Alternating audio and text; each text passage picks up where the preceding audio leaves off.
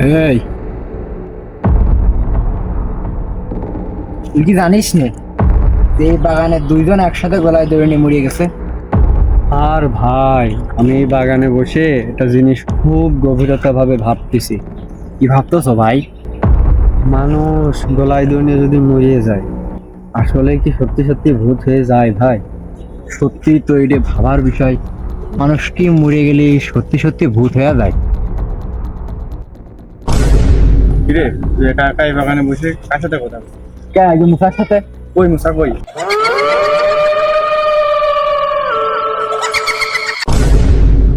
ওরে ভাই তুই দুনিয়া দেখে কি আছে?